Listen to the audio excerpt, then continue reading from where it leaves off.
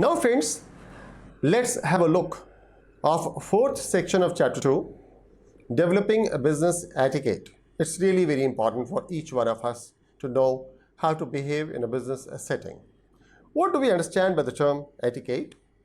Etiquette is expected behaviors and expectations for individuals' actions within society, group or class. Whenever you are interacting with others, maybe in a group or in a class or with the customers or with colleagues, then the kind of behavior you are expected to demonstrate is something known as etiquette. Within a place of business, it involves treating co-workers and employer with respect and courtesy. So, what are the rules? It's like respect and courtesy, in a way that it creates pleasant work environment for everyone. So, you have to demonstrate respect and courtesy to make sure that the environment is pleasant to work. And workplace etiquette includes a variety of behaviors, habits, and aspects of non-verbal communication as well. So, in this section, we are going to talk about few such behaviors, habits, and aspects of verbal and non-verbal communication both. The first thing, let's understand how should you behave, how should I behave, we behave in the workplace. So be conscious of how your voice sounds.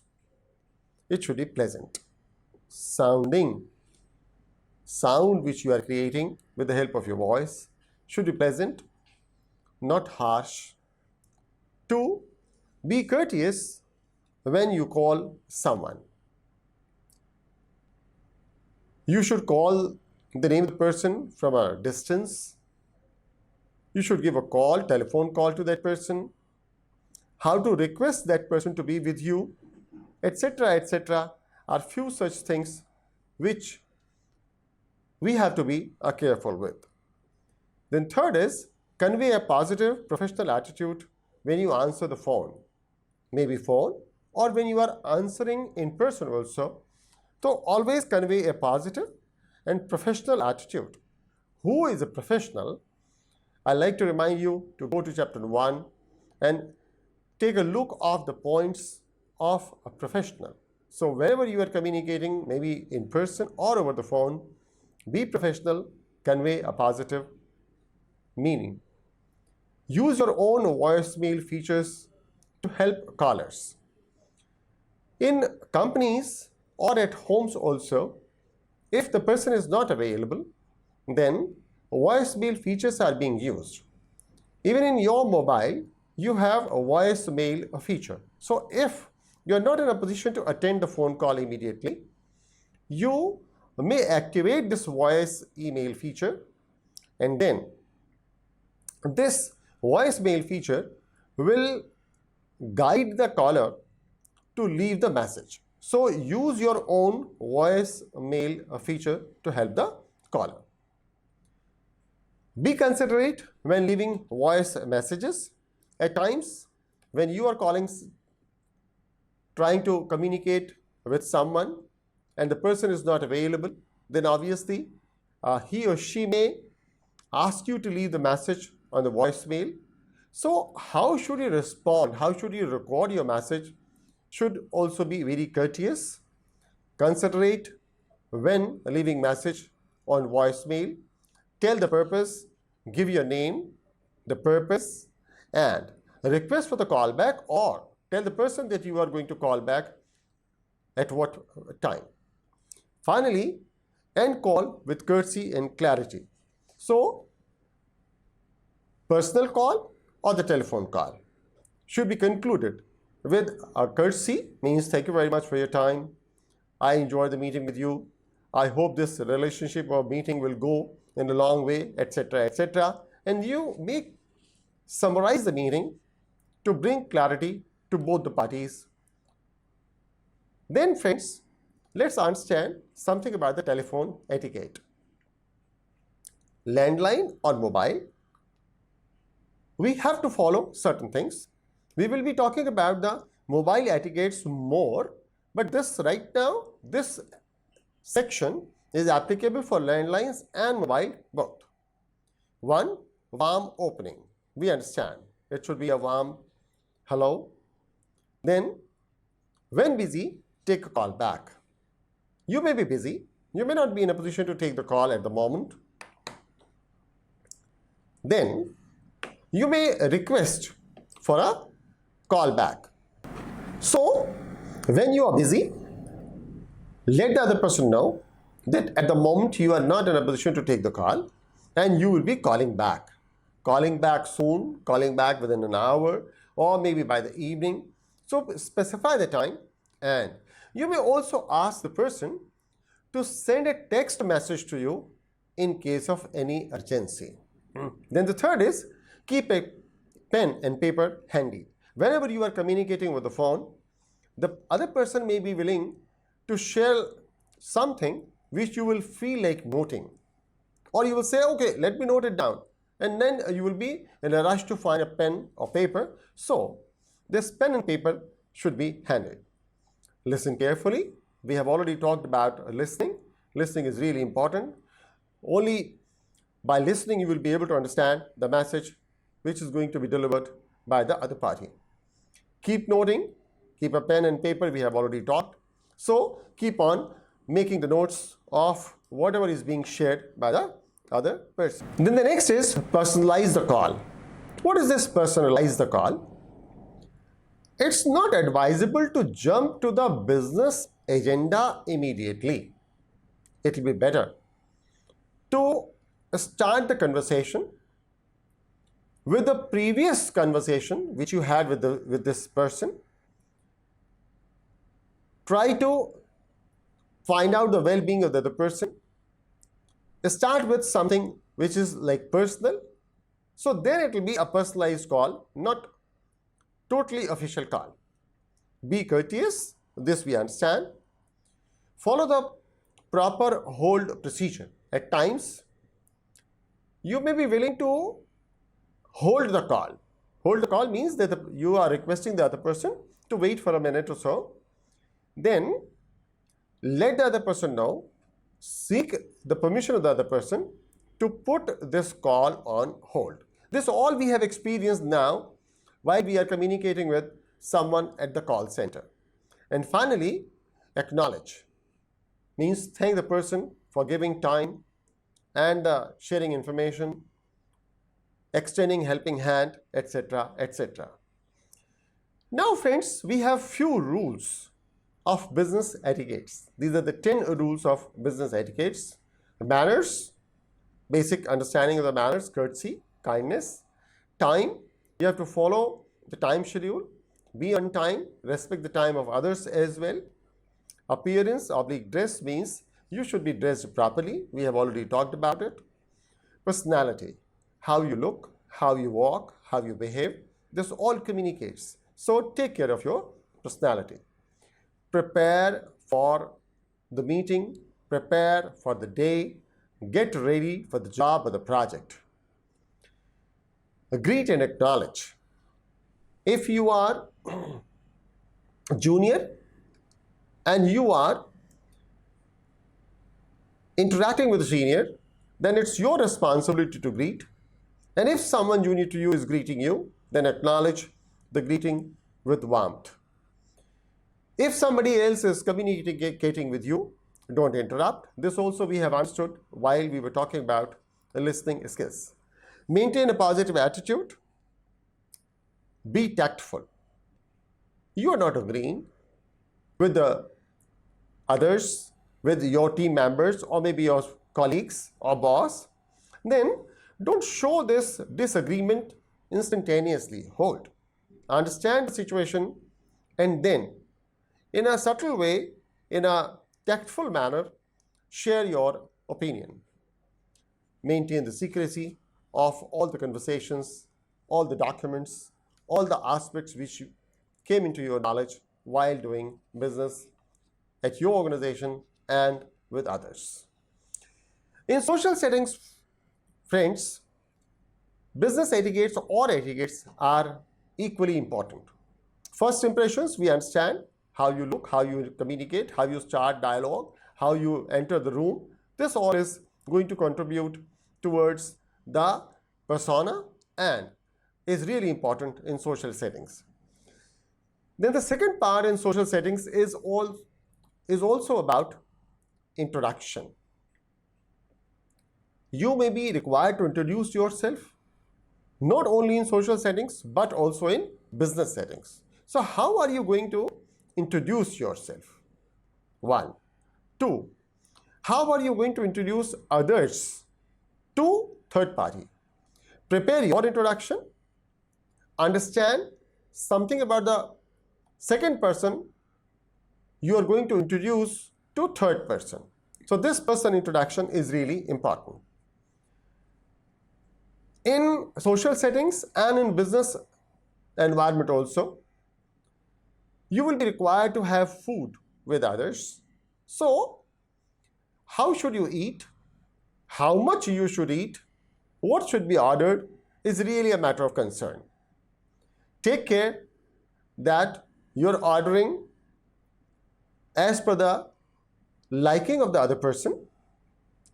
You are not eating too much, and you are using cutlery in a particular manner. Mobile phones are really important for each one of us, and how to use mobile phones, we are going to talk about that in a different section. Now, this is business etiquette online. Online means when you are chatting on a Facebook or on LinkedIn or maybe on WhatsApp, then how should you behave? What are the etiquettes related to online communication and conversation? So the first is behave professionally. Professional, we understand. 2, avoid personal attacks. Remember, whatever you are doing online is getting recorded forever. I repeat, forever. It will go into the machines, it will go into the network, and it can be retrieved, analyzed, interpreted by a lot of people anytime. So avoid personal attacks. Stay focused on the original topic. At times you may feel like sharing so many other things, but remember that this is going to give bad impression about you. Don't present opinions as facts. There is a difference between the facts and opinions. You have a lot of facts with you. You may be having certain facts or a lot of facts with you, and your opinion may be varying from the facts. So don't present opinions as facts. Present facts as facts, and if willing, if allowed by the other party, then you may present your opinion also, which is contrary to the facts. Use standard spellings and grammars. Nowadays, we are in the habit of writing the things in a very absurd manner. So I'll recommend that follow the grammar and the punctuation and spellings. Use up-to-date virus protection. Why so? Because if you are communicating with someone else, then your file will carry the virus staying in your machine, and then this file will disturb the setting or the machine of the recipient. This is really very bad. So use up-to-date virus protection. Use hard to break passwords. You can't put this excuse in front of your superiors or colleagues that somehow someone has broken your password. No, use hard to break password. And finally, ask permission before chatting. If you want to start chatting with someone online, then it is better to seek permission, ask permission of that person. Now friends, few more things about business etiquettes online, like control your language and emotions, avoid multitasking and instant messaging. What will happen if you are doing online chatting, instant messaging, and doing so many other things? You may send a message which will be detrimental to the relationship, to the business, and which will be out of your capacity to take back. Never assume privacy. I have already shared that whatever is being shown or shared online is not private. It's being recorded by the machines and the network, and a lot of people can maintain a record of it.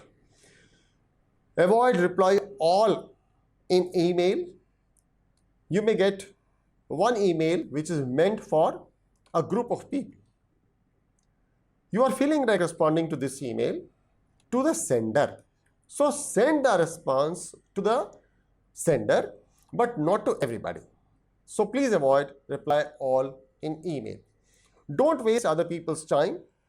If you are online, then others, and you find that someone with whom you want to chat is also online, take care that you are not wasting the time of other person. Respect personal boundaries. Yes, it is really important. Personal opinion, personal boundaries, personal respect, dignity is important for each one of us. So respect the personal boundaries of the other person. Then finally, be careful when commenting online. Oh my God, this comment will stay there. I have already shared with you, repeatedly I'm sharing, that whenever you are saying something online, remember that it will be stored by the machines, it will be stored in the network, and anytime it may be retrieved and interpreted. What should you do when using mobile device? One is very beautiful ringtone. Make sure that your ringtone is in a position to give professional impression. Second is talking loudly in public. Please avoid talking loudly in public. 3, excessive unnecessary use of mobile phone is really not recommended. People feel offended. If you are in a meeting, if you are with someone, then you should be with that person or in that meeting. So avoid excessive unnecessary calls. Privacy invasion is quite possible. Somebody is trying to type a message and you are just trying to peep into it, looking into it. No, privacy invasion is not allowed. Be careful about it. While talking to someone, please avoid eating. It's bad manner. Using camera without permission, oh my God, you may be in jail behind the bars. Whenever you are clicking a picture or photo, seek permission of the person who is going to be clicked. It may create a lot of confusion and the legal repercussions for you and your company. Understand expectations and policies of the environment and then use mobile phones. And finally, in this section, friends, we have a beautiful table describing about the wardrobe, the kind of clothes you should have. 4 categories are there. One is smooth and finished. Another is elegant and refined. Third one is crisp and starchy. And the fourth one is up to the minute trendy. Self-explanatory it is, but I'm just reading it out. And if required, then I'll explain it. So the first is wear well-tailored clothing that fits well. 2, keep buttons, zippers, and hemlines in good repair. We understand. 3, keep shoes shined and in good condition. 4, make sure that the fabric you wear are clean, are carefully pressed, and do not wrinkle easily. 5, choose colors that flatter your height, weight, skin tone, and style. Flatter means increase your personality, go well with you. Then the second means apart from the points we have discussed in column 1, you need to add something from column number 2 to make your wardrobe elegant and refined. That's why it's printed very clearly. To column 1, add this. Choose from fitting but not skin tight clothing, not swinging or following fabrics, frills or fuzzy trimmings. It should not be very tight, should not be very loose. Choose muted tones and soft colors or classics such as the dark blue suit or the basic black dress. If possible, select a few classic pieces of jewelry such as strings of pearls or diamond cufflinks for formal occasions. Third, in addition to the first 2 columns, to make your wardrobe crisp and starchy, wear blouse or shirts that are or appear starched. Choose closed top button shirts or button down shirts collars, higher neckline blouses, long sleeves with French cuffs and cufflinks. Wear creased trousers or longer skirt hemline. Wear jackets that complement your outfit and lend an air of formality to your appearance. Avoid jackets with more than 2 tones. One color should be dominated. Then the fourth column, in addition to the first 3 columns, to make your wardrobe up to the minute and trendy. Add trendy clothing items to your wardrobe often. Choose bold colors but sparingly so that you won't appear garish. And embellish your look with trendy jewelry and hairstyles. So with the help of this, friends, we have concluded our chapter number 2. I wish best of luck to each one of you. Thank you.